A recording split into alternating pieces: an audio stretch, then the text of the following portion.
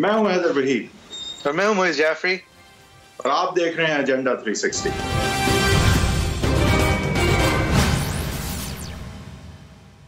Welcome to agenda 360। NAB के कानून में तरमीम के हवाले से कई हफ्तों से बातें जो है वो गर्दिश कर रही थी। ये बात भी कंफर्म ही हो गई थी कि नैब चेयरमैन जो है उनको इस हुकूमत ने रखना है। हालांकि जो कानून था वो ये कहता था कि आप एक नॉन एक्सटेंडेबल 4 साल टर्म के लिए काम करेंगे। उनकी तो क़यास राय ये हो रही थी कि नैब का जो एक हिस्सा है जो कि चेयरमैन की अपॉइंटमेंट के हवाले से है, उसके अंदर तरमीम करके किसी ना किसी तरह इन साहब को यानी जावेद इकबाल साहब को एज चेयरमैन नैब ही चलाया जाएगा। ये इस चीज़ के ऊपर हमने पिछले हफ्ते भी ओपाइन किया था कि अगर पर्सन स्पेसिफिक कोई काम आप इस तरह करने जाएंगे तो वो कानून के जो पैमाने होते हैं उनको पूरा नहीं कर पाएगा। और जिस तरह भी आप ऑर्डिनेंस साजी कर रहे हैं वो ऑर्डिनेंस की ज़रूरत के पैमाने भी पूरे नहीं हो पाएंगे। ऑर्डिनेंस जो है वो एक पैरेलल लेजिस्लेशन के तरीके होते हैं और वो सिर्फ आप जब करते हैं जब कोई मजबूरी या ज़रूरत या रियासत को कोई इमरजेंसी दरकार हो, और ये सारी चीज़ें यहाँ पे प्रूव करने की कोई भी स्पेस नहीं है। बहरहाल ऑर्डिनेंसेस से ही इस हुकूमत ने जितनी भी कानून साजी की है तकरीबन ऑर्डिनेंसेस के थ्रू ही की है, other than the FATF laws and other than the finance act. और इसको और कंसेंसस बिल्डिंग की जब कोशिश की जाती है तो कंसेंसस जो है वो इनको नहीं मिलता, और ख़ासतौर पर नैब के कानून जैसी चीज़ के ऊपर तो कंसेंसस मिलना वैसे भी नामुमकिन सी चीज़ थी। जिस तरह इसके ऊपर रियासत का आला, हुकूमत का आला होने के इल्ज़ामात लगे हैं अपोजिशन की तरफ से, और जिस तरह अपोजिशन को चोर और डाकू और नैब ज़दा के इल्ज़ाम लगे हैं गवर्नमेंट की तरफ से। बहरहाल एक बहुत फार रीचिंग तरमीम हुई है बाज़रिए ऑर्डिनेंस इस नैब के कानून में। मोटी मोटी बातें कि जो पब्लिक ऑफिस होल्डर्स हैं वो और उनसे रिलेटेड कामों में ही नैब अपनी नज़र रखे, हर चीज़ के अंदर उसकी जुरिस्डिक्शन नहीं है। उसको वाज़े और तंग कर दिया है उसका घेरा, क्योंकि हमने देखा था कि नैब जो है, और जावेद इकबाल साहब अपनी तकारीर में हमें बताते थे कि फलां स्कीम के अंदर उनको स्कैम नज़र आया है, या नैब जो है वो रियल एस्टेट डेवलपमेंट्स के अंदर जो प्राइवेट डेवलपमेंट्स थी उसके अंदर भी अपनी नज़र डालने की कोशिश कर रही थी। लिहाजा इस बात का घेरा तंग किया है कि आप पब्लिक फंक्शनरीज या उनसे रिलेटेड कामों के अंदर अपनी नज़र डालेंगे।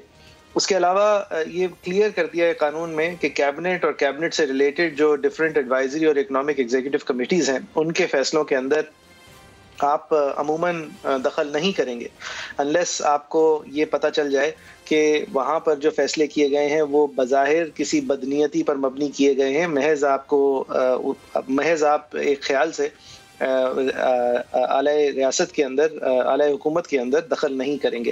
यानी एक प्रोटेक्शन दी गई है मिनिस्टर्स को और फैसले लेने वालों को, उस ख्याल से और इस डर से कि कल हमें, अगर हमने आज कुछ साइन कर दिया, कोई काम करने की कोशिश भी की, तो कल नैब जो है वो जितनी भी अहल है इन मामलात को देखने के लिए वो देखने हमारे ऊपर पहुंच जाएगी, जिसकी वजह से ब्यूरोक्रेसी और अफसरशाही जो है वो भी काम करने से कासिर थी, अकॉर्डिंग टू इस हुकूमत भी और इससे पिछली वाली हुकूमत भी।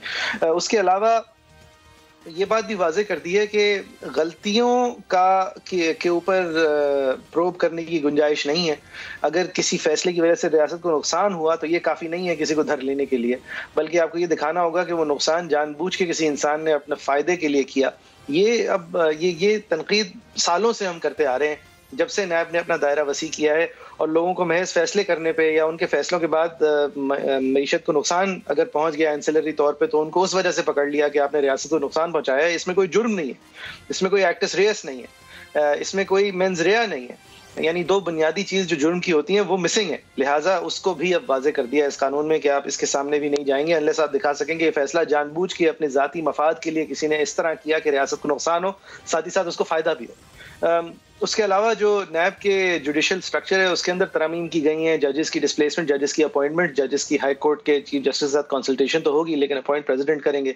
उसके अलावा जजेस की ट्रांसफरेबिलिटी के ऊपर बात हुई है। जजेस की तनख्वाहें जो हैं वो एक हाई कोर्ट के जज के बराबर कर दी है, यानी कि कई लाख रुपए का फ़र्क पड़ा है। अब एक नैब के जज के लिए एक बहुत वैल्यू लेस पोजीशन है। आई बिलीव रियासत की सबसे ज़्यादा पैसे कमाने वाली कुछ पोजीशंस में से एक है। और उसके अलावा टेन्योर को ज़्यादा प्रोटेक्शन दी है किसी भी नैब के जज को, और उसके अलावा 68 साल की उम्र तक कोई भी नैब का जज बन सकता है। पुराना हाई कोर्ट के जज, रिटायर्ड हाई कोर्ट के जज भी जज बन सकते हैं, subject to confirmation by the chief justice.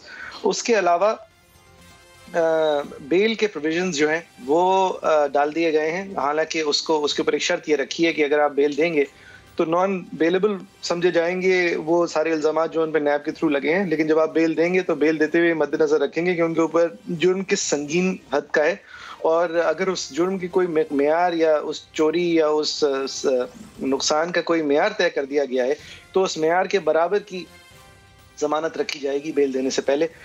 उसके अलावा जो कानून शहादत के जो शहादतें रिकॉर्ड करने के तरीके हैं उसके अंदर जदीद तरीके की इजाज़त दी गई है। इलेक्ट्रॉनिक वीडियो रिकॉर्डिंग होगी हर एविडेंशियरी प्रोसेस की, और उसका भी वसी तौर पे एक डिफ्रेंसिएशन है।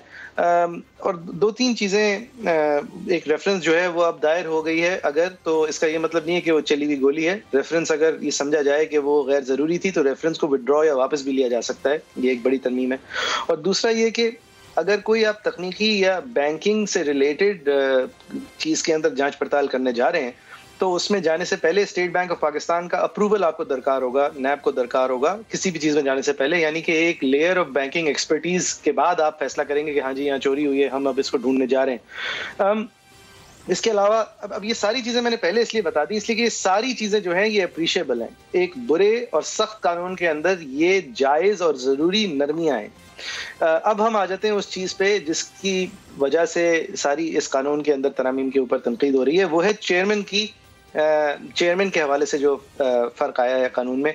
एक तो ये कि चेयरमैन जो है वो अब 4 साल है 2 टर्म के लिए अपॉइंट किया जा सकेगा, यानी वो रीअपॉइंट हो सकेगा। दूसरा ये है कि चेयरमैन की अपॉइंटमेंट जो है वो अब prime minister leader of opposition की कंसल्टेशन से नहीं करेगा, बल्कि प्रेसिडेंट जो है वो leader of the house and leader of the opposition की कंसल्टेशन से करेगा। अब इसमें ये बहुत अहम तरमीम है। इसका मतलब ये है कि लीडर ऑफ द हाउस और ऑपोजिशन की अगर कंसल्टेशन के नतीजे में 2 अलग बातें भी सामने आए तो प्रेसिडेंट साहब किसी एक पे भी रिलाई करते हुए रियासत की तरफ से फैसला कर सकते हैं कि चलें जी अब ये साहब ही कंटिन्यू करेंगे या ये नए साहब आएंगे। हालांकि पहले ऐसा नहीं था, प्राइम मिनिस्टर बाउंड थे लीडर ऑफ ऑपोजिशन से कंसल्टेशन करने के लिए, और फिर उस कंसल्टेशन को मीनिंगफुल होना जो है सुप्रीम कोर्ट के पुराने अहकामात के जरिए फर्ज हो जाता है कि आप महज एक बात सुन के उसको नासुनी नहीं कर सकते, वजह देनी होती है कि आपने उस कंसल्टेशन के ऊपर जो आपको राय दी गई उस पर अमल आपने क्यों नहीं किया। लिहाजा ये डाइल्यूशन हो गई। अगर ऐसा हो कि कंसेंसस बिल्ड ना हो पाए प्रेसिडेंट और लीडर ऑफ द हाउस और लीडर ऑफ द ऑपोजिशन के दरमियान, तो फिर ये एक पार्लियामानी कमेटी को रेफर होगा जिसमें 6 मेंबरान अपोजिशन के होंगे और 6 मेंबरान हुकूमत के होंगे, और उस पार्लियामानी कमेटी में भी अगर डेडलॉक हो तो उसको उसके जो सरबराह हैं वो एक कास्टिंग वोट डिलीवर करेंगे। लिहाजा वो सरबराह जो है वो हुकूमत के स्पीकर साहब जो हैं वो नॉमिनेट क्योंकि करेंगे, लिहाजा वो हुकूमत का साथ दे सकेंगे। लिहाजा एक फेट अकम्पली सी हो गई कि हुकूमत लगाएगी नायब के चेयरमैन। वही साहब ये जरा लंबी इंट्रोडक्शन थी, अगर मैंने कुछ मिस कर दिया है तो आपने भी ऑब्वियसली ये ऑर्डिनेंस देखी होगी, अगर आप इसके अंदर कुछ ऐड करना चाहें और फिर इसके बारे में आपका राय क्या है। ये कानून मेरे ख्याल से 99% तो बहुत जरूरी चेंजेस हैं इसमें, कुछ चीजें नाकाफी हैं लेकिन फिर भी चेंजेस जरूरी थे। रह गई बात ये नायब चेयरमैन की और ये बात कि ये ऑर्डिनेंस से क्यों आया। देखिए मेरे ख्याल से तो बड़ी करप्शन जो है उसको तो अब बरी जमा कर दिया है नायब के हवाले से। हम मेरे ख्याल से जहां आपने टैक्स के मामला को अलहदा किया वो तो एक बात थी, फिर आपने जहाँ काबीना को लिहाजा वजीर आजम, वजीर आला, सब कमिटीज, ECC, स्टैट्यूटरी कॉर्पोरेशन, देखिए ज्यादातर बड़ी करप्शन जब भी होती है जाफरी साहब तो कहीं ना कहीं फाइनल अप्रूवल जरूर कैबिनेट का होता है या किसी सब कमेटी ECC का होता है या फिर कम से कम एक स्टैट्यूटरी बॉडी का होता है।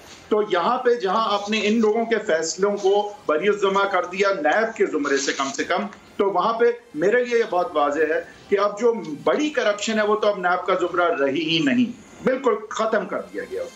दूसरा ये कि प्राइवेट पार्टीज और जो पब्लिक के हवाले से पॉन्जी स्कीम्स थी उनको अभी खत्म कर दिया गया है कि वो भी अब नायब का जुमरा नहीं रहेंगी। तो रह गई सिर्फ वो वाली करप्शन बेसिकली जो कि कोई ब्यूरोक्रेट या कोई आम पब्लिक सर्वेंट जो है जो कि काबीना के फैसलों और सब कमेटी के फैसलों और ECC और स्टैट्यूटरी बॉडीज के फैसलों के नीचे की सतह के फैसले करता है, सिर्फ वो रह गया और कुछ भी नहीं रह गया अब इसमें नायब में।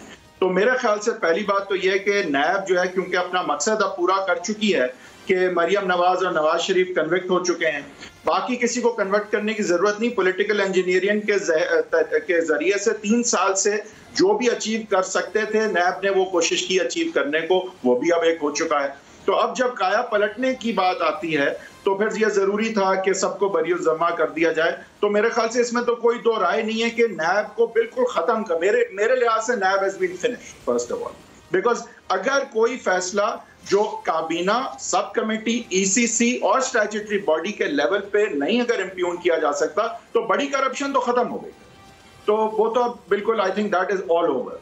और मेरे ख्याल से फोकस ज्यादा रखा जा रहा है चेयरमैन पे, वो भी बात जाहिर है जरूरी तो अपनी जगह है। और अगर आप देखें कि लीडर ऑफ ऑपोजिशन, मेरे ख्याल से ये रीड डाउन होगी बात वैसे, और लीडर ऑफ ऑपोजिशन की कंसल्टेशन लाजमी समझी जाएगी। प्रेसिडेंट की इन्वॉल्वमेंट के बावजूद ये 2-3 या कास्टिंग वोट के तौर पे प्रेसिडेंट को नहीं प्रेरोगेटिव दिया जाएगा, क्योंकि सारा मकसद ये है कि ऑपोजिशन की राय और उनका एतमाद शामिल हो एहतसाब के प्रोसेस में। तो मेरे ख्याल से ये तो कोर्ट्स रीड डाउन करेंगे कि नहीं, लीडर ऑफ ऑपोजिशन की कंसल्टेशन जिस तरह पहले दरकार थी उसी तरह से आज भी दरकार होगी, कतई नजर के प्रेसिडेंट का एक एडिशनल रोल दे दिया गया है। और बाकी बात जहां तक रह गई ये एक्सटेंशन की और एक्टिंग चेयरमैन की, आप देखें एक्टिंग चेयरमैन बहुत सारे कवानीन में ये होता है कि जब तक के परमानेंट नहीं आएगा तो एक्टिंग काम करेगा, बट उसमें रीजनेबल टाइम कंस्ट्रू किया जाता है। ये लाजमी होता है कि ये मकसद कभी भी एक आर्जी अमल का ये कभी मकसद नहीं हो सकता इनेबलिंग प्रोविजन का कि आप उसका मिसयूज करके उसको मुस्तकिल तौर पे इस्तेमाल करने की नाजायज कोशिश करें।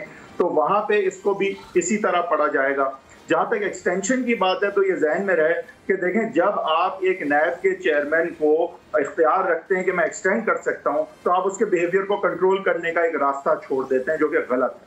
मेरे ख्याल से एक्सटेंशन नहीं होनी चाहिए, लेकिन अगर होती भी है तो फिर एक्सटेंशन का वही तौर तरीका होना चाहिए जो इनिशियल अपॉइंटमेंट का है, यानी लीडर ऑपोजिशन की कंसल्टेशन के बगैर वो एक्सटेंशन ना हो सके। उस सूरत में फिर भी आई थिंक वो कॉन्स्टिट्यूशनल हो जाएगा। लेकिन अगर इसको हम इस तरह पढ़ें कि गवर्नमेंट की रजामंदी से एक्सटेंशन होनी थी अगर, या वो एक एक्सटेंशन है रीअपॉइंटमेंट के, उसके सब्सटैंटिव रिक्वायरमेंट्स नहीं है, तो मेरे ख्याल से वो गैर आईनी बात है। तो ये ओवरऑल अगर इसको देखें, मेरे ख्याल से नैब को बिल्कुल टूथलेस कर दिया गया है आइंदा के लिए। और क्यों, बड़ी करप्शन के हवाले से छोटे चीजों में तो वो पड़े रहेंगे और ज्यादा भी पढ़ सकते हैं। हाँ, एविडेंशियरी प्रोसेस को बहुत इंप्रूव किया गया है, जदीदतर किया गया है। प्राइवेट सेक्टर को, टैक्स के मामलात को, बिजनेसमैन के सामने जो डर और रुकावट थी, ब्यूरोक्रेट्स के सामने जो डर और रुकावट थी बड़े फैसलों के हवाले से, उसको दूर किया गया है, और जो कि अच्छी बात है।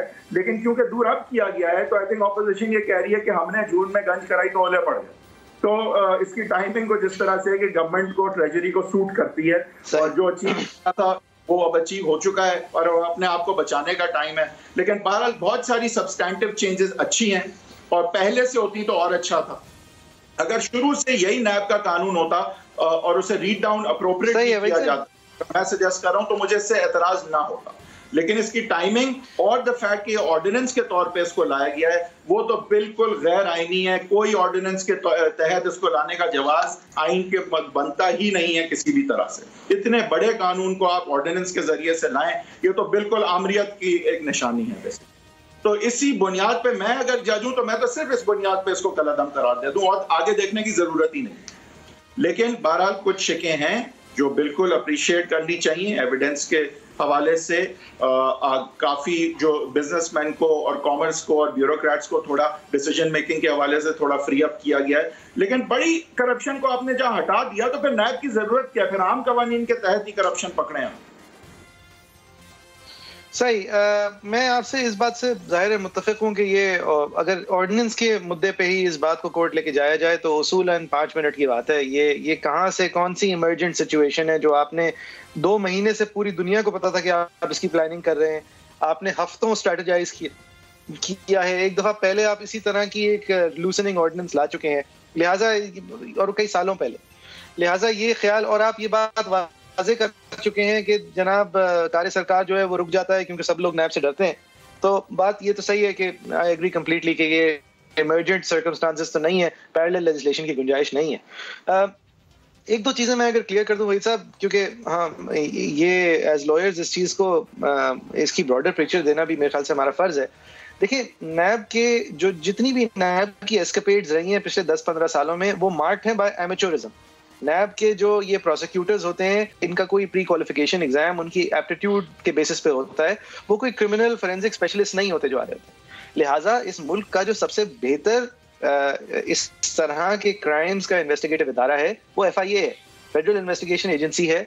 उसी के थ्रू आपको जो सबसे आला पाए की इन्वेस्टिगेशंस मिलती हैं वो FIA के थ्रू ही मिलती हैं। बशीर मेमन साहब के अंडर जो ओमनी ग्रुप की हुई या जो FIA को यूज करते हुए फिर शुगर के इंक्वायरी हुई, अगर आप उसके स्टैंडर्ड्स एज अ लेमैन भी देखें तो उसके अंदर जिस लेवल पे जाके फोरेंसिकली परखा गया है एक एलिगेशन और एक स्कैम को, वो दूर दूर तक आपको नैब की किसी भी रेफरेंस में नहीं नजर आएगा। नैब के अंदर से हमेशा आपको एक बिगर पिक्चर नंबर नजर आएगा कि जी 20 अरब रुपए का स्कैम, क्योंकि कहीं से किसी ने बहुत सारे नंबर्स मुंजमद करके एक नंबर सामने ले आया, लेकिन जब दर हकीकत उसको एक वकील डिफेंड करते हुए ही सही अगर परखेगा तो वो कभी कभी बहुत ही लूडिक्रस किस्म के एलिगेशंस होते हैं। हालांकि एलिगेशन बनती होगी किसी ना किसी तरह से, लेकिन उसको जिस तरह मुंजमद करके सामने रखा जाता है वो मेरी नजर में कम से कम उसके लिए प्रीमियर एजेंसी इस मुल्क की है ही FIA, जिसके पास अब जाहिर है अगर नैब की जुरिसडिक्शन सुकेड़ी जा रही है तो वो जुरिसडिक्शन वापस FIA की तरफ जा रही है। ऐसा नहीं है कि टैक्स चोरी है वो आज हलाल हो गया है। और ये भी एक बहुत बड़ा इशू रहा है कि ये 50 फाइलों की जो है वो 100 विटनेसेस ले आते हैं, इसीलिए केस कभी कंक्लूड नहीं होता, क्योंकि मकसद होता है कि केस डाल दो और रुला के पॉलिटिकल बिहेवियर को मनूवर कर लो, और एंड में कन्विक्शन जो है वो किसने देखी, जिनकी लेनी होगी वो ले लेंगे, ज्यादातर की तो उनको शौक ही नहीं होता कि कन्विक्शन दी जाए। विच इज वाई मैं एक और चीज को अप्रिशिएट करूंगा कि कंसल्टेशन विद प्रोसिक्यूटर जनरल एक जरूरी चीज इसलिए है क्योंकि प्रोसिक्यूटर जनरल जो है ये वाकिफ कर सकता है चेयरमैन को कि आप जो भी समझ रहे हैं इसमें कन्विक्शन का चांस है या नहीं। अगर नहीं है चांस तो केस नहीं डाल सकते, आप वसाइल नहीं इस्तेमाल कर सकते, पॉलिटिकल इंजीनियरिंग आपका मकसद नहीं हो सकता।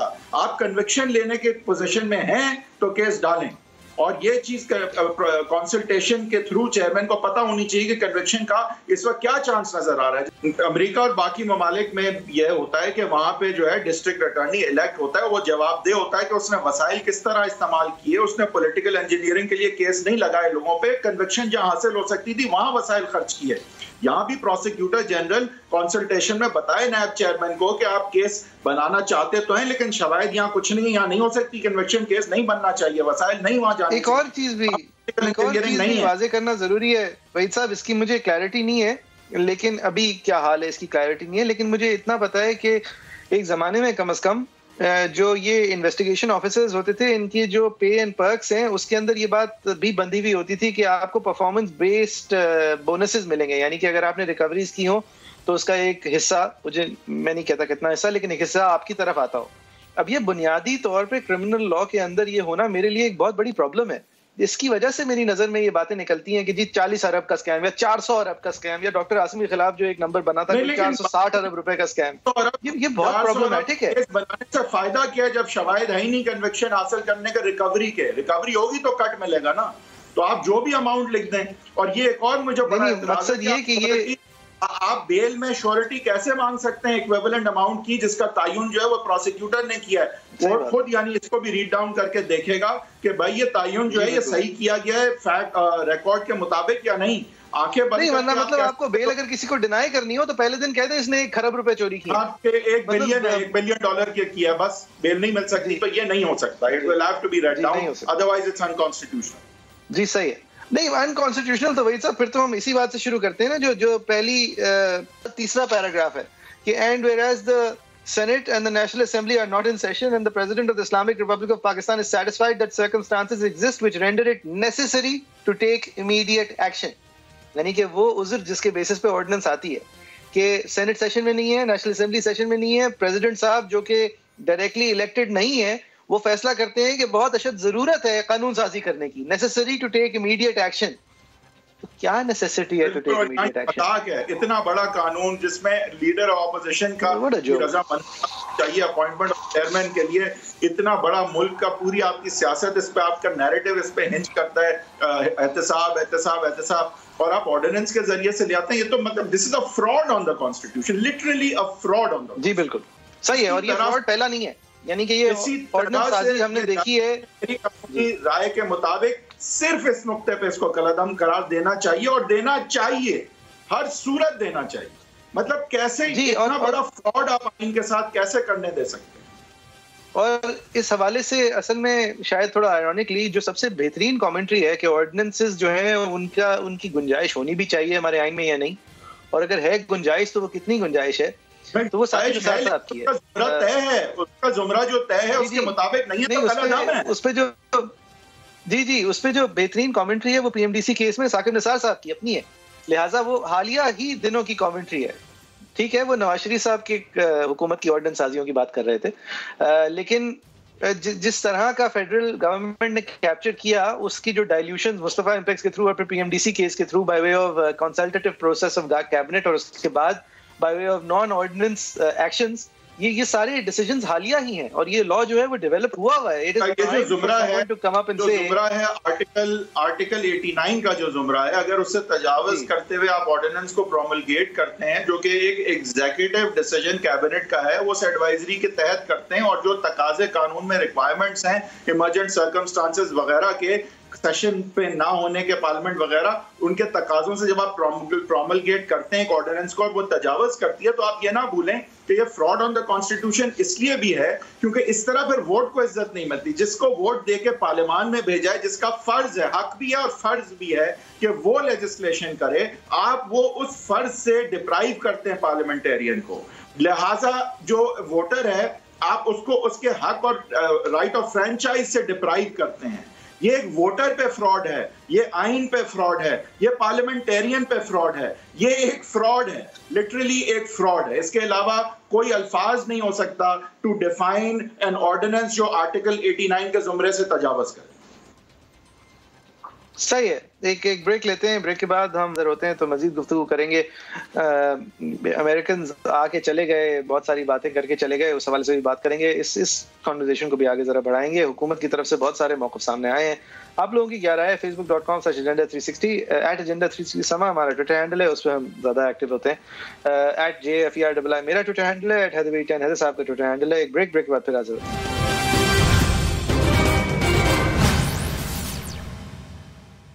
वेलकम बैक, आप देख रहे हैं एजेंडा 360। हम बात कर रहे हैं नैब के हवाले से और पिछली सेगमेंट में हमने अपनी आरा से आपको आगाह किया कि इस कानून में ठीक क्या है, ठीक की नीयत क्या है और उसके अंदर सारी गलतियां क्या हैं। अब इस हवाले से जो इसी हुकूमत की राय माजी में और हाल में रही है वो आपको दिखाना चाहेंगे। पहले तो इमरान खान साहब वज़ीर आज़म पाकिस्तान, वो नैब के हवाले से जब प्राइम मिनिस्टर नहीं थे तो क्या कहा करते थे? नैब ने करप्शन कम की है या बढ़ाई है? सबको पता है कि करप्शन बढ़ी है। नैब की ऑर्डिनेंस को चेंज करने की ज़रूरत नहीं, प्राइम मिनिस्टर को चेंज करने की ज़रूरत है।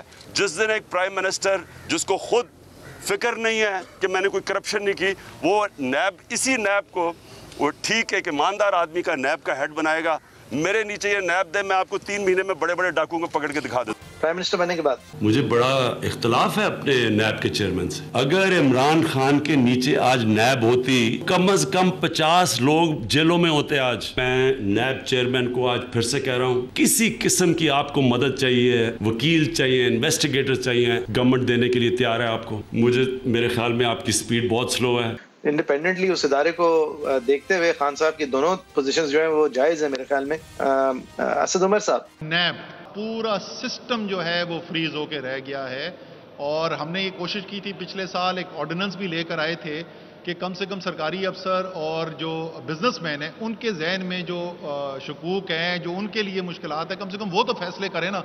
तो सरमायाकारी करने से लोग डर रहे हैं। ये इसी साल के पहले क्या असद उमर साहब की पोजीशन थी, ये ऑर्डिनेंस के बाद उनकी पोजीशन एनआरओ नहीं हो जाएगा? नहीं, ये बिल्कुल एनआरओ नहीं। ये नैब का जो बनाने का मकसद था, ये उसकी तरफ ले जाने की एक कोशिश है। आज़ाद इदारा होना चाहिए जो हुकूमत के ऊपर भी चेक एंड बैलेंस रख सके, कि जो सियासतदान बैठे हुए हैं, जो फैसले कर रहे हैं, उनके ऊपर एक चेक एंड बैलेंस। उनको आपने हाउसिंग सोसाइटीज़ के आपस के झगड़ों के अंदर डाल दिया, तो और उसकी वजह से हुआ क्या कि हमने ये देखा है कि जो वाकई जो बुनियादी मकसद था, उसके अंदर सारी कौम को ये फ्रस्ट्रेशन है कि जी केस चलते रहते हैं, कोई सिरे ही नहीं कोई लगता। तो इसलिए ये फैसला किया गया है कि जो बुनियादी मकसद है नैब का, यानी एक ऐसा इदारा जो हुकूमत के ऊपर जो बैठे हुए हैं, जो फैसले कर रहे हैं सियासतदान, उनके ऊपर चेक एंड बैलेंस रख सकें। तरमीम सर हो जाएगी? बिल्कुल होगी, क्यों नहीं होगी। अभी सारी बात तकरीबन बेहतरीन थी, बस ये आखिरी बात के अंदर तो उन्होंने हुकूमत के सारे फैसले करने वालों जिन पे नैब की नज़र होनी थी उन सबको तो मुस्तस्ना कर दिया। तो फिर क्या रह गया? ये ज़रा सा तजाद था मेरी नज़र में। फरूक नसीम साहब ने जब इस ऑर्डिनेंस को टेबल किया तो उनकी रियासत की कानूनी ज़बान की राय आपको सुना। अपॉइंटमेंट करेंगे चेयरमैन नैब की सदर Pakistan in consultation with leaders of the house and opposition of the national assembly, यानी सदर साहब जो हैं वो दोनों की कंसल्टेशन करेंगे। PM नहीं करेंगे। ठीक है जी।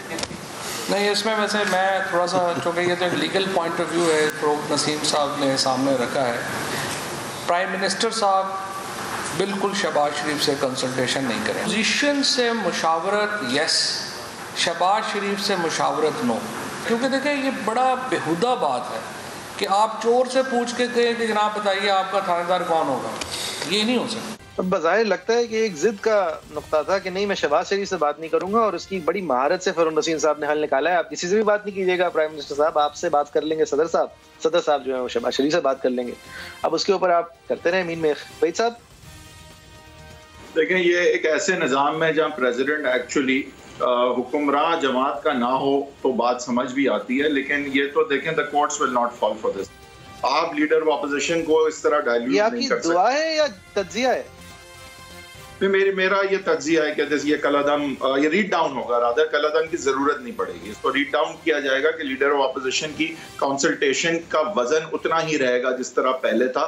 प्रेसिडेंट साहब जो है वो बेशक एक रोल प्ले करें उस कंसल्टेशन में, उसमें कोई प्रॉब्लम नहीं है, लेकिन उसका वजन कम नहीं कर सकते वो, क्योंकि वो ट्रेजरी की, वो हुकूमत के जो है वो बेसिकली इलेक्टेड हैं। ठीक है, आज वो प्रेसिडेंट है। ये सारी बातें कंसेप्चुअली बहुत बेहतरीन है, लेकिन असफंदियार वली खान के केस में ये पहले साल के अंदर ही चैलेंज हो गया था कानून, और इन तमाम बुनियादों पे हो गया था कि किस किस्म का कानून है, और कोर्ट्स ने इसको बचाया था, हालांकि इसका क्लियरली अनकॉन्स्टिट्यूशनल था। ये आइडिया कि किसी को धर लें और जेल ही ना हो, उम्मीद पे दुनिया कायम है। और मैं सही है ना, फिर आपका तज्जिया नहीं है ना, आपकी दुआ है।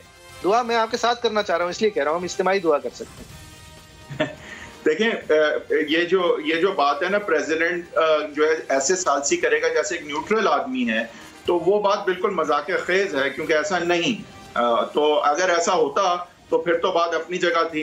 दूसरी बात आप ये रहने देना, प्रेसिडेंट की सालसी रहने दें। आप मुझे जरा वो जो तीसरा सेंटेंस है ना, जरा उसके बारे में बता दें। अगर इस पे आपकी दुआ क्या है और तज्जिया क्या है कि कोर्ट को जाके अगर कोई कहे कि ये हमें समझा दें कि इमरजेंट और इमीडिएट जरूरत इसकी क्या थी, तो जीरो है बात। मतलब बिल्कुल उसमें तो एक मेरे ख्याल से ₹1 के काबिल आर्ग्यूमेंट नहीं है कि ये इमरजेंट सर्कमस्टांसेस थे, मेरी कानूनी राय में 12।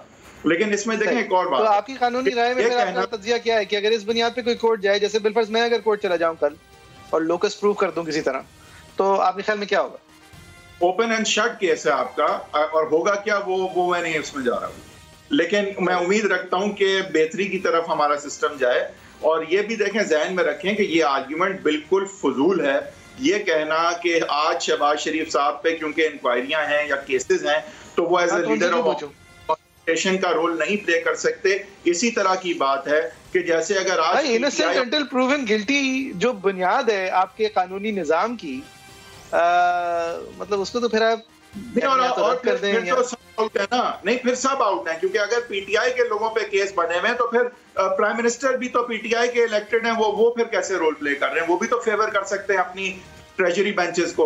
तो ये कंसेप्चुअली भी बात नहीं बनती और लीगली भी बात नहीं बनती, और इसको बहाना सिर्फ बनाया जा रहा है। ये प्रोलॉन्ग करना चाह रहे हैं जावेद इकबाल साहब के टेन्योर को, और उसको अब इस तरह इनडायरेक्टली, जो चीज डायरेक्टली नहीं हो सकती वो कानून रोक देता है कि इनडायरेक्टली भी नहीं की जा सकती। एक्टिंग चेयरमैन का जुमरा सिर्फ एक स्टॉप कैप है, और वो इन्विजिज इसलिए नहीं किया गया कि आप बाईपास करें मेन प्रोसीजर को, क्योंकि उसकी रिक्वायरमेंट आप मीट नहीं करना चाहते, लीडर ऑपोजिशन को आप रोल नहीं देना चाहते, लिहाजा आप एक्टिंग को बिठा के चलाएं। ये बिल्कुल गैर कानूनी बात है। ये भी रीड डाउन होना बहुत आसान है। एक्टिंग को मेरे ख्याल से लेबर लॉज के अंदर 10,000 दफा डिफाइन कर दिया होगा कि एक्टिंग का मतलब क्या होता है। 3 माह होता है, 6 माह होता है, 2 माह होता है। एक्टिंग का मतलब ये नहीं होता कि मतलब अच्छा, यहाँ भी ये शिक कलअदम कराने की जरूरत नहीं है, इसको रीड करें और इंटरप्रेट करें। बस एक्टिंग का मतलब आप बता दें भाई। एक्टिंग का मतलब 90 दिन है कि ठीक है, मुश्किल है, ढूंढ रहे हैं लोगों को, कंसेंसस बिल्ड नहीं हो रहा। 90 दिन है, 60 दिन है, 120 दिन है, जिस लेवल तक की इमरजेंसी आइन कहता है, ऑर्डिनेंस देती है 120 दिन की, उतने दिन है। ऐसा थोड़ी कि बस एक्टिंग तो मतलब कि पेशा ही एक्टिंग हो गया। नहीं बिल्कुल, और एग्जैक्ट ये बिल्कुल देखिए, अगेन मुझे नहीं समझ आती कि अनफॉर्चुनेटली पॉलिटिकल कॉन्सिक्वेंसेस यहाँ क्यों नहीं होते कि जबकि ऐसी चीजें की जाती हैं जो डायरेक्टली वोटर को अफेक्ट करती हैं। ये वोटर का प्रेरोगेटिव है कि उसके पार्लियामेंरियंस कानून साजी करें, उसको मद्देनजर रखते हुए और उसके सामने जवाब ऊपर आ रहे हैं, उसका जमहूरी हक चुरा रहे हैं। आप एक जमहूरियत का फुकदान क्रिएट कर रहे हैं एक ऐसे मामले में। देखिए ठीक है, ऑपोजिशन आपको opposition just for the sake of opposition आपको हर तरह के कानून में तंग करती है, लेकिन यहाँ एक ऐसा कानून है जिसका इम्पार्शियल लगना जरूरी है, जिसका पुराना जो जाविया है वो कहता है कि आप ऑपोजिशन से बात करके ये सब कुछ करें। आपने उसको ही जड़ से उखाड़ दिया क्योंकि आपने कहा बड़ी जरूरत पड़ गई आज। ये क्या है? नहीं, ये बिल्कुल गलत है और ये अवाम का मसला है, और बदकिस्मती से यहाँ पे एजुकेशन अवाम की नहीं की जाती और अवाम के ख्याल में ये होता है कि ये तो बड़े लोगों का मसला है करप्शन का। नहीं, बड़े लोगों का मसला नहीं है, क्योंकि करप्शन और उसकी शफाफियत के साथ एहतसाब का निज़ाम अगर चलेगा तो जो वोटर है उसके निज़ाम, उसकी मईशत, उसके काम को फायदा होगा, और लिहाजा जो लोग उसको जवाब दे हैं उनका हक है और उन पे फर्ज है कि वो ये कानून साजी करें, और ताकि उनके मामलात मद्देनजर रखते हुए की जा सके। अब ये किताबी बात जरूर लगती है और आज हो सकता है कि ये हो भी, लेकिन ये तसलसल के साथ जब दरिया बहता है तो impurities are washed by the side, और इसीलिए निजाम का चलना जरूरी होता है। It doesn't always make sense immediately, and it doesn't. I mean I can understand कि सुनने वाला कहेगा कि नहीं भाई हैदर साहब ये हमारा मसला नहीं है, लेकिन एक्चुअली ये आपका नहीं, ये सबका मसला है। ठीक है, आप लोगों की क्या राय है? एट एजेंडा 360 समा हमारा ट्विटर हैंडल है, 10 आपका ट्विटर हैंडल है, @JFERI मेरा ट्विटर हैंडल है। एक ब्रेक के बाद फिर से आ जाओ।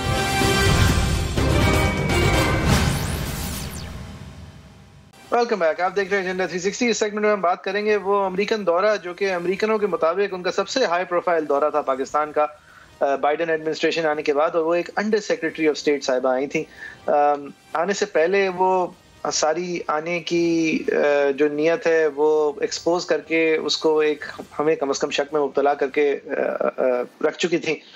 जब इंडिया में एक थिंक टैंक से बात करते हुए उन्होंने फरमाया कि नहीं जी, हम कोई इनसे दूर रक्स या ब्रॉड बेस्ड रिलेशनशिप बनाने नहीं जा रहे, और ये इंडिया पाकिस्तान को जुड़वा तौर पे देखने के दिन दूर हो गए हैं और ना उन दिनों के पास हम कभी वापस जाएंगे, और हम बस उनसे एक बहुत ही तंग मुद्दा है वो तय करने जा रहे हैं। खैर, वो जब यहाँ आई तो उन्होंने इस तरह की हमें कम से कम हमसे बराह रास्त इस तरह की बातें नहीं की, लेकिन इनकी इस गुफ्तगू के नतीजे में इनको रिसीव करने के लिए एक फॉरेन ऑफिस के डेलीगेट गए थे। फॉरेन मिनिस्टर साहब ने उनको at the door of the foreign ministry नहीं रिसीव किया। ऑप्टिक्स होते हैं, फॉरेन रिलेशंस होते हैं, सिर्फ ऑप्टिक्स है। तो उसके बाद शाह महमूद कुरैशी साहब से मिली, वो रिपोर्टेड है कि वो चीफ ऑफ आर्मी स्टाफ से भी मिली और नेशनल सिक्योरिटी एडवाइजर साहब से मिली, और वज़ीर आज़म साहब के साथ मुलाकात तय पाई लेकिन फिर हो नहीं पाई। यानी कि उसूलन मेरे ख्याल से ऑन द शेड्यूल नहीं थी, लेकिन शेड्यूल की गई, लेकिन फिर वज़ीर आज़म साहब ने he was too busy for it. ये सब कुछ हुआ उनकी तरफ से। ब्रॉड बेस्ड बात को उन्होंने रिपीट नहीं किया, उन्होंने अपनी बात में पीछे नहीं गए कि ये ठीक है हम हर चीज़ पे पाकिस्तान से बात करने आ रहे हैं। ये ज़रूर कहा कि हमारा बहुत लंबे अरसे से ताल्लुक है, अब वो ताल्लुक एक तंग चीज़ पर ही है, लिहाजा उन्होंने कहीं भी अपनी बात को गलत नहीं जाहिर किया। वो तंग चीज़ क्या है? अफगानिस्तान, और अफगानिस्तान के लिए हमारे हवाले से क्या कराना है, क्या करना है, ये इस पे बात करने से पहले देख लेते हैं कि अंडर सेक्रेटरी ऑफ स्टेट ने क्या कहा। United States and Pakistan have had a long-standing relationship for decades. So the purpose of this particular trip was around the issues predominantly of the aftermath of Afghanistan. So that's what I meant about specific steps. And it was also, of course, to review where we are in our bilateral relationship and where we can work together to improve many things, not only in our bilateral relationship, but in the world together. जी, तो ये Wendy Sharman साहिबा under secretary of state, उन्होंने ये बात वाज़ेह कर दी कि हाँ मेरा बड़ा लंबा ताल्लुक है आप लोगों से, लेकिन आप लोगों से अब यक नुकाती ताल्लुक है, और वो आपके जो पड़ोस के अंदर हम समझते हैं आपने गंद मचाई है, उसकी सफाई के लिए हमें आपसे बात करनी है। और 4-5 मोटे मोटे नुकात सामने रख दिए। एक एयर बुलेवार्ड चाहिए, ये उनका टर्म है, बुलेवार्ड, यानी एक कॉरिडोर नहीं, बुलेवार्ड। उसके अंदर से वो ह्यूमैनिटेरियन असिस्टेंस गुजारें, बॉम्ब्स गुजारें, ड्रोन्स गुजारें, जो भी गुजारें। बेसिस में दिलचस्पी नहीं रखते, एयरक्राफ्ट कैरियर्स के थ्रू ऑपरेट करेंगे पाकिस्तान के वेस्ट के ऊपर से, ये मांग रहे हैं। दूसरा ये मांग रहे हैं कि हम तालिबान के साथ पहल ना करें दोस्ती करने में, और चीज़ें ये मांग रहे हैं कि तालिबान को हम किसी तरह इस सदी के अंदर ले आएं।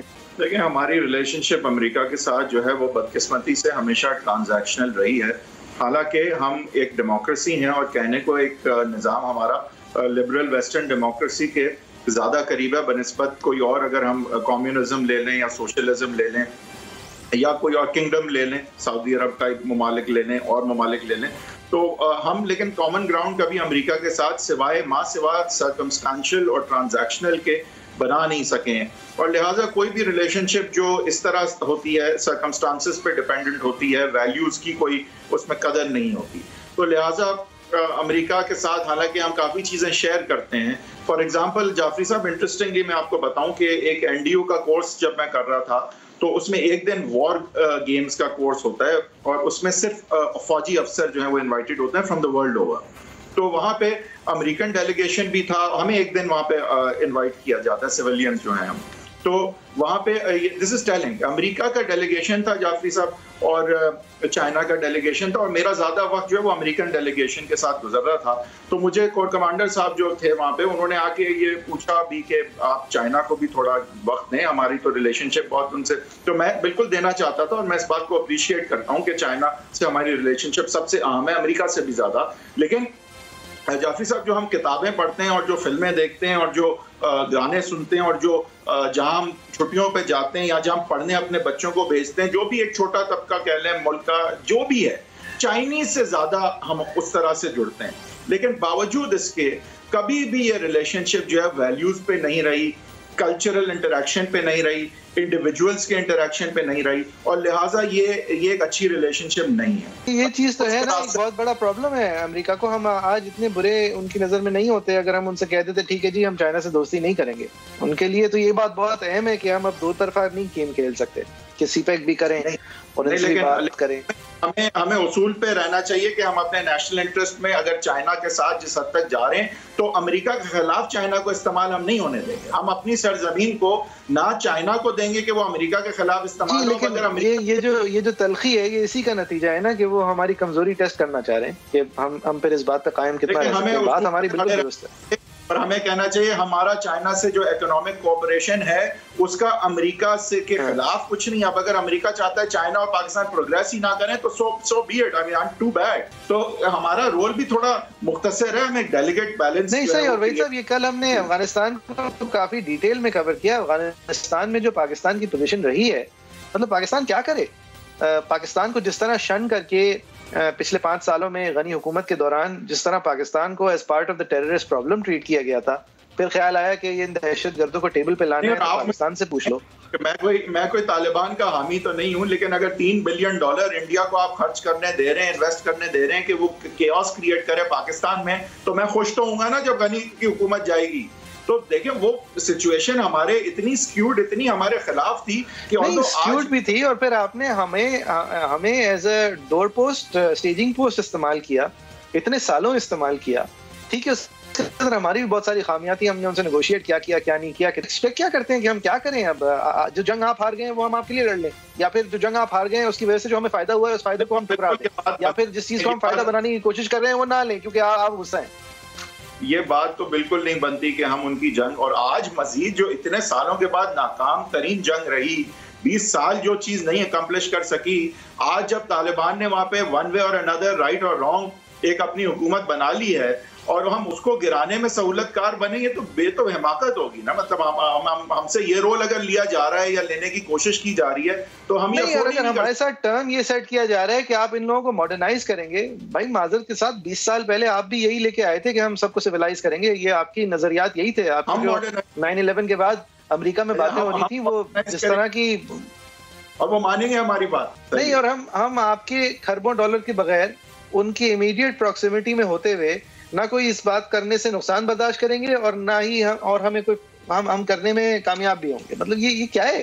ये किस किस्म का थॉट प्रोसेस है? पाकिस्तान एक डेफिनेटली एक डिफिकल्ट सिचुएशन में है, लेकिन साथ ही साथ अमेरिका ऑल्दो फैटिफ और लोनिंग जो एजेंसीज और इस तरह के मामलात में हमें खासा तंग कर सकता है, लेकिन इससे ज़्यादा फ्रैंकली अमेरिका भी अफोर्ड नहीं कर सकता हमें बिल्कुल ही दीवार से लगाना, क्योंकि फिर हम चाइना की मतलब उनकी नज़र में तो एक कॉलोनी भी कल को बन सकते हैं नाउजुबिल्लाह। लेकिन उनको भी ये डर रहेगा, ऐसा नहीं है कि उनको ये डर नहीं रहेगा, वो टोटली हमें आइसोलेट नहीं करेंगे, लेकिन ये जरूर है कि वो हमें स्क्वीज करने की काफी सलाहियत रखते हैं। और आज भी अमेरिका जो भी कह लें, ये अमेरिका आजकल आज भी दुनिया का सबसे ताकतवर मुल्क और सबसे इन्फ्लुएंशियल मुल्क है, खासकर डोनर एजेंसीज के हवाले से, खासकर फैटेफ और ये जिस तरह की रेगुलेशन जो दुनिया में इम्पोज की जा रही है जिसके बहाने हमें तंग किया जा सकता है, तो अमेरिका लेकिन फिर अब अगर हम अपने ऊपर भी आ जाएं, हम जो मैसेजिंग कर सकते थे पिछले 10 सालों में वो हमने की तो नहीं है कि हम इस पोजीशन में खड़े हैं। जो हम वर्ल्ड कंसेंसस क्रिएट कर सकते थे अपनी फ्लाइट पे। नहीं, बिल्कुल ऐसा ही है। देखें हमारे साथ अगेन जिस तरह मैंने कहा, वेस्ट के साथ हमारी प्रॉब्लम जाफरी साहब ये रही है कि it has been a transactional use and abuse relationship, जबकि हम बदकिस्मती से कह लें ब्रिटिश कॉलोनी भी क्योंकि रहे थे, आगे बहुत सारी चीजें हमारे मुल्क में और खत्ते में ऐसी हैं जो जुड़ती हैं वेस्ट के साथ। इसलिए नहीं कि हम कोई वेस्ट हो जाएं या वो ईस्ट हो जाएं, लेकिन कुछ कॉमन ग्राउंड जरूर थे जिन पे काम किया जा सकता था, और सिटीजन टू सिटीजन इंटरैक्शन और काफी ऐसे फोरम्स थे ह्यूमन राइट्स के हवाले से या दीगर चीजों के हवाले से जहां हमारा मुल्क जो है ना गया, ना प्रोग्रेस किया, ना हम जुड़े उनसे उन कोर इश्यूज पे जहां हम जुड़ सकते थे, जिसके बाद फिर ये मईशत और बाकी चीजें आसान हो जाती, जहाँ पे पर्सन टू पर्सन कांटेक्ट भी होता और एक कल्चरल जो है इंटीग्रेशन या एक एक्सपोजर होता एक दूसरे से, इंस्टेड ऑफ द मिसट्रस्ट जो actually right now our relationship with the West is a huge deficit of trust. नहीं, it is भाई साहब, ये डेफिसिट जो है इसकी बुनियाद ये है कि हमारी रिलेशनशिप में एक जमहूरी डेफिसिट है।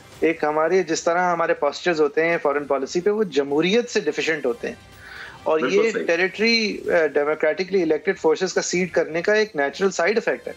और इस चीज को देखें, कोई जो मैं कह रहा हूँ ना कि हमारे निजाम, मैंने शुरू में डेमोक्रेसी की और आइन की जहाँ बात की, तो अगर हम आइन के मुताबिक अपनी फॉरेन पॉलिसी चलाएं तो हमारा जुड़ने का बहुत ज्यादा चांस होता है, क्योंकि बहुत सारी शेयर्ड वैल्यूज भी हैं, और ये रिलेशनशिप जो प्योरली व्यूज एंड अब्यूज और ट्रांजैक्शनल है, इसको कहीं ना कहीं जो है इसके टेंटिकल्स जुड़ भी सकते थे। बहरहाल आज जो हम खड़े हैं तो बिल्कुल इस चीज के कोई मुझे इस वक्त अनकरीब तो कोई उम्मीद नहीं नजर आती कि हमारी रिलेशनशिप उस तरफ जा सकती है। सही है। आप लोगों की क्या राय है? @agenda360 हमारा ट्विटर हैंडल है, @V10 हैदर साहब का ट्विटर हैंडल है, JFERII मेरा ट्विटर हैंडल है। हम खासतौर पे वेंडी शर्मन के विजिट के हवाले से आप लोगों की क्या राय है सुनने में दिलचस्पी रखेंगे। ये America and China rock and hard place जो हमारी सिचुएशन है, जो हमारी माशी सिचुएशन है, उस हवाले से ये हम कहाँ हैं, क्यों हैं हम यहाँ पर, और आगे जाते हुए हम क्या देख सकते हैं, आप लोगों की राय हम सुनना चाहेंगे।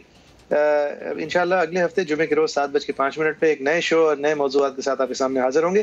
पीटर चेयरमैन नैब के हवाले से हमने 2 सेगमेंट्स किए हैं, इसमें ले पर्सन्स और लॉ नोइंग पर्सन्स से भी हम कमेंट्स चाहेंगे कि ये ऑर्डिनेंस के जरिए जो आई है, इस नज़र में इसके हवाले से आप क्या समझते हैं कि ठीक है, अपोजिशन अगर साथ काम नहीं करना चाह रही तो क्या करे हुकूमत, कानून साजी तो करनी है। क्या आपकी ये राय है, या फिर ये राय है कि ये जमहूरी डेफिसिट जो है वो एक फेटल फ्लॉ है और इसको पुर होना अगर नहीं हुआ तो कोर्ट्स को फिर इस बात को इस मंतकी अंजाम तक लेके जाना चाहिए कि ये एक फेटल फ्लॉ है। ये राय भी हम सुनना चाहेंगे। उसके अलावा ये तरमीम सारी जो आई हैं उसके ऊपर सब लोगों की क्या राय है। we're looking forward to seeing your views. Thank you very much. इंशाल्लाह अगले हफ्ते एक बार फिर 7:05 पर जुमे के रोज हाजिर होंगे। Thank you very much.